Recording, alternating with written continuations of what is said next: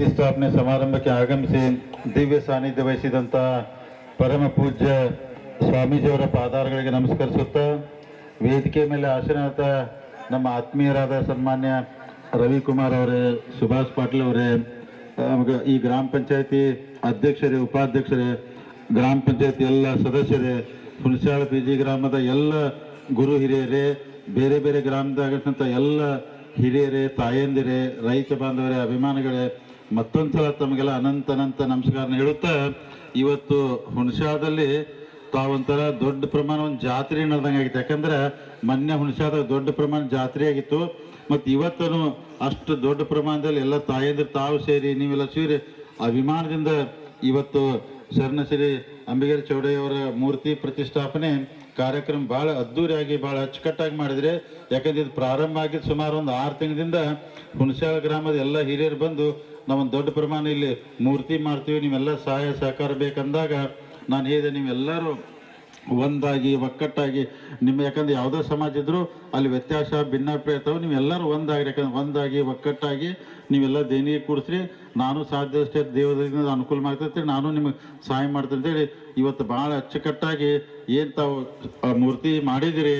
ತಮಗೆಲ್ಲರಿಗೂ ಯಾರ್ಯಾರ ಕಾರ್ಯದಲ್ಲಿ ಭಾಗವಹಿಸಿದಿಲ್ಲ ತಮಗೆಲ್ಲರಿಗೂ ಅನಂತ ಕೋಟಿ ನಮಸ್ಕಾರಗಳು. ಯಾಕಂದ್ರೆ ಅಷ್ಟು ಚಂದ ಮೂರ್ತಿ, ಯಾಕಂದ್ರೆ ಸರ್ ನಾನು ನೋಡಿಲ್ಲ ಅಷ್ಟು ಚಂದಾಗಿ. ಯಾಕಂದ್ರೆ ಮ್ಯಾಗ ಹೋದಾಗ ನೋಡಿದಾಗ ಅತಿ ಪ್ರೀತಿ ಗೌರವ ಎಷ್ಟು ಚಂದ ಅನಿಸ್ತೈತೆ ಅಂದ್ರೆ ಅದಕ್ಕೆ. ಯಾಕಂದ್ರೆ ರವಿಕುಮಾರ್ ಅವ್ರು ಹೇಳಿದಂಗ ಹಿಂದಿನ ಮಹಾತ್ಮರು ಪುಣ್ಯಾತ್ಮರು ಅವ್ರು ನಮಗೆ ಹಾಕಿಕೊಟ್ಟಂಥ ದಾರಿ, ಅವ್ರು ನಡ್ಕೊಂಡಂಥ ರೀತಿ ಒಳಗೆ ನಾವು ನಡ್ಕೊಂಡಾರ ನಮಗೂ ಪುಣ್ಯ ಬರ್ತೈತಿ. ಅದಕ್ಕೆ ಆ ಒಳ್ಳೆ ಕೆಲಸನ ನಾವೆಲ್ಲರೂ ಮಾಡಬೇಕಂತ ಹೇಳುತ್ತಾ, ಯಾಕಂದ್ರೆ ಯಾವುದೇ ಒಂದು ಸಮಾಜ ಸಂಘಟನೆ ಆಗಬೇಕು, ಹೋರಾಟ ಅಂದ್ರೆ ನೀವು ಹೇಳ್ಬೋದು, ಡಾಕ್ಟರ್ ಬಾಬಾ ಸಾಹೇಬ್ ಅಂಬೇಡ್ಕರ್ ಹೇಳ್ತಾರೆ, ಶಿಕ್ಷಣ, ಸಂಘಟನೆ, ಹೋರಾಟ ಇವು ಮೂರು ಇದ್ರೆ ಸಮಾಜ ಮುಂದೆ ಬರ್ತೈತೆ.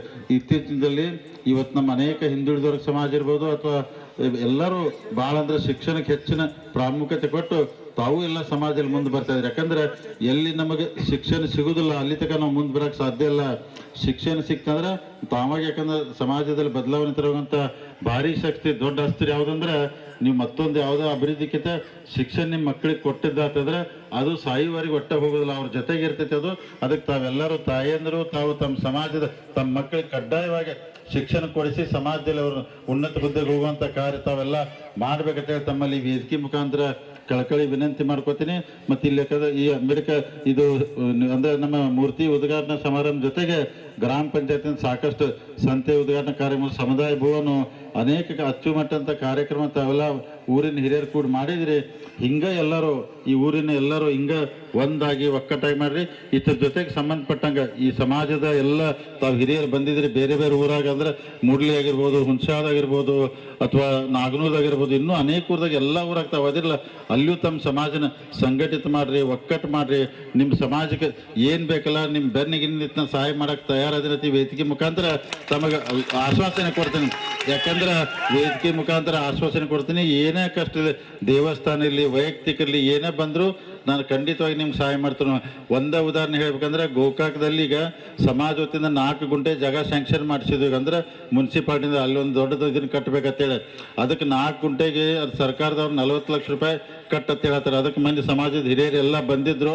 ಅದಕ್ಕೆ ನಾ ಆದಷ್ಟು ಬೇಗನೆ ಆ 4 ಗುಂಟೆ ಜಾಗ ತಗೊಂಡು ಸಮಾಜಕ್ಕೆ ಗೋಕಾಕ್ ಮುಡಿಲ್ ತಾಲೂಕು ಎಲ್ಲಕ್ಕೂ ಅನುಕೂಲ ಆಗುವಂಗೆ 4 ಗುಂಟೆ ನಿಮಗೆ ಅಲ್ಲಿ ಮಾಡಿಕೊಡ್ತೀವಿ. ಆದಷ್ಟು ಅಲ್ಲಿ ಒಂದು ದೊಡ್ಡ ಪ್ರಮಾಣದ ಒಂದು ತಮ್ಮ ಯಾವ್ದಾದ್ರು ಸಮುದಾಯ ಭವನ ಅಥವಾ ಕಲ್ಯಾಣ ಮಂಟಪ ಕಟ್ಟಿ ಸಮಾಜಕ್ಕೆ ಒಳ್ಳೆ ಆಗುವಂಥ ಕೆಲಸ ಖಂಡಿತ ನಾವು ಮಾಡ್ತೀವಿ. ಅದಕ್ಕೆ ತಾವೆಲ್ಲರೂ ಒಕ್ಕಟ್ಟಾಗಿ ಒಂದಾಗಿ ಗಟ್ಟಿಯಾಗಿರಿ ತಾವೆಲ್ಲರೂ.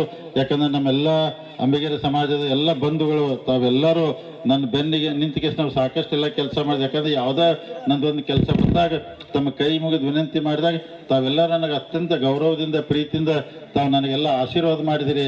ಅದಕ್ಕೆ ನಿಮ್ಮ ಪ್ರೀತಿ ವಿಶ್ವಾಸ ಸಹಕಾರ ಕಡಿತನಕ ನನ್ನ ಮೇಲೆ ನಮ್ಮ ಕುಟುಂಬ ಮೇಲೆ ಇರಲಿ ಅಂತೇಳಿ ತಮ್ಮಲ್ಲಿ ಕಳಕಳಿಯಿಂದ ಕೈ ಮುಗಿದು ವಿನಂತಿ ಮಾಡ್ಕೋತೀನಿ. ಅದಕ್ಕೆ ನಾನು ಅದೇ ಥರ ಸದಾ ನಿಮ್ಮ ಜೊತೆಗೆ ಖಂಡಿತವಾಗಿ ನಿಂತು ನಿಮ್ಮ ಸಮಾಜದ ಏಳಿಗೆಯಾಗಿ ಖಂಡಿತ ನಾನು ನಿಮ್ಮ ಜೊತೆ ನಿಂತು ಕೆಲಸ ಮಾಡ್ತೀನಿ. ನಮ್ಮ ಪೂಜ್ಯರು ಬಂದರು, ಅವರು ಯಾಕಂದ್ರೆ ಅನೇಕ ರಾಜ್ಯದಲ್ಲಿ ಎಲ್ಲ ಸಮಾಜನ ಉನ್ನತ ಇನ್ನೂ ಮೇಲ್ ತರಬೇಕಂತೇಳಿ ಪ್ರಾಮಾಣಿಕ ಪ್ರಯತ್ನ ಮಾಡ್ತಾರೋ. ಸರ್ಕಾರ ಇರ್ಬೋದು, ಅಲ್ಲಿ ಏನಿದ್ರು ನಾವು ಎಲ್ಲ ಕೂಡಿ ಸ್ವಾಮೀಜಿಯವ್ರು ನಿಂತು ಅವರ ಕೈ ಬಲಪಡಿಸುವಂಥ ಕೆಲಸ ನಾವೆಲ್ಲ ಮಾಡ್ತೀವಿ. ಅದಕ್ಕೆ ತಾವೆಲ್ಲರೂ ಇಂಥ ಅದ್ದೂರಿ ಒಂದು ಮೂರ್ತಿ ಇವತ್ತು ಉದ್ಘಾಟನೆ ಮಾಡಿದ್ವಿ, ಇಷ್ಟು ಅಚ್ಚುಕಟ್ಟಾಗಿ ಕಾರ್ಯಕ್ರಮ ಮಾಡಿದ್ವಿ. ಈ ಸಮಾಜದ ಒಕ್ಕಟ್ಟನ್ನ ಇವತ್ತೇನು ಪ್ರಾರಂಭ ಮಾಡಿದ್ರಿ ಒಟ್ಟೆ ಅದನ್ನ ಮುಂದೆ ಜಕ್ಕೋತ್ ಹೋಗ್ಬೇಕು ಮತ್ತು ಹಿಂದೆ ಒಟ್ಟೆ ನುಗ್ಗಿಸ್ಬೇಡ್ರಿ. ಯಾಕಂದ್ರೆ ಬಾಬಾ ಸಾಹೇಬ್ ಅಂಬೇಡ್ಕರ್ ಒಂದು ಮಾತು ಹೇಳಿದ್ರೆ, ನಾನು ನಿಮ್ಗೆಲ್ಲ ಅಂದ್ರೆ ರಥ ಜಕ್ಕೊಂದು ಹೊಂಟಿದ್ದನ ಅದನ್ನ ಮುಂದೆ ಒಯ್ಬೇಕು, ಹಿಂದೆ ಒಟ್ಟ ಒತ್ತಬೇಡ್ರಿ ಅಂದಿರ ಅವ್ರು. ಮತ್ತೆ ಇಲ್ಲ ಒತ್ತಕ ಇದ್ದೆಲ್ಲಾರು ಬಿಟ್ಟು ಹೋಗ್ರಿ ಅಂದ್ರೆ ಮತ್ತೆ ಹಿಂದೆ ಒತ್ತಿ ಮುಂಚಿನ ಅಡಚಣೆ ಮಾಡಬೇಡ್ರಿ ಅಂದರು. ಅದಕ್ಕೆ ಇವತ್ತೇನು ನಾವು ರಥ ಶುರು ಮಾಡಿದ್ವಿ, ಈ ಸಮಾಜದ ಮುಂದೆ ಹೋಗೋ ರಥನ ನೀವೆಲ್ಲರೂ ಒತ್ಕೋತ ಹೋಗ್ಬೇಕು. ನಿಮ್ಮ ಜೊತೆ ನಾವು ಅದನ್ನ ರಥ ಒತ್ಕೋತ ನಿಮ್ಮ ಜೊತೆಗೆ ಇರ್ತೀವಿ ಅಂತೇಳಿ ಈ ವೇದಿಕೆ ಮುಖಾಂತರ ನಾ ಆಶ್ವಾಸನೆ ಕೊಡ್ತೀನಿ. ತಾವೆಲ್ಲರೂ ಗಟ್ಟಿಯಾಗಿ ಒಂದಾಗಿ ಒಕ್ಕಟ್ಟಾಗಿ ಖಂಡಿತ ಇರ್ತೀವಿ. ಅದಕ್ಕೆ ಇವತ್ತು ಭಾಳ ಅಚ್ಚುಕಟ್ಟಾಗಿ ನನಗೆ ಇಷ್ಟು ಖುಷಿ ಆಗೈತೆ. ನಮ್ಮ ಹುಣಸಾಳ PG ಗ್ರಾಮದಲ್ಲಿ ಎಲ್ಲ ಹಿರಿಯರು, ಎಲ್ಲ ಗ್ರಾಮ ಪಂಚಾಯತ್ ಅವರು, ಎಲ್ಲ ಲೀಡರ್ಗಳು ಕೂಡಿ ಎಲ್ಲ ಸಮಾಜದವರು ಭಾಳ ಒಳ್ಳೆ ಕಾರ್ಯಕ್ರಮ ಮಾಡಿದ್ರಿ. ಆ ಭಗವಂತ ಪರಮಾತ್ಮ ನಿಮ್ಗೆಲ್ಲರಿಗೂ ಒಳ್ಳೇದು ಮಾತು ಹಾರೈಸಿ ಇವತ್ತಿನ ಈ ಕಾರ್ಯಕ್ರಮದಲ್ಲಿ ನನ್ನ ಕರೆದು ಗೌರವ ಕೊಟ್ಟದಕ್ಕಾಗಿ ಸಮಾಜದ ಎಲ್ಲ ಬಂಧುಗಳಿಗೆ, ಪೂಜ್ಯರಿಗೆ, ಹಿರಿಯರಿಗೆ ಎಲ್ಲರಿಗೂ ವಂದಿಸಿ ನನ್ನ ಮಾತು ಮುಗಿಸ್ತೀನಿ. ಜೈ ಹಿಂದ್, ಜೈ ಕರ್ನಾಟಕ ಮಾತೆ. ಭಗವಂತ